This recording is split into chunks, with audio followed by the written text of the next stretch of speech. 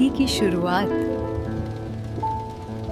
अक्सर इतनी खामोश होती है जब हम दोनों एक ही जगह रुक जाते हैं।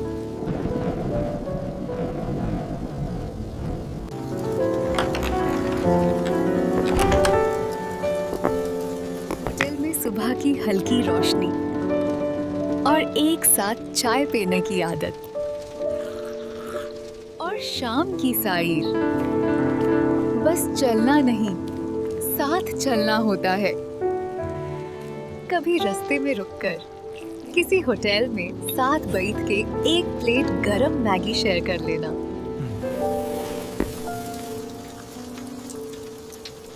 कितना सुकून है इस बारिश में। हाँ, और तुम्हारे साथ ये हल्की हल्की बातें बिना किसी जल्दी के।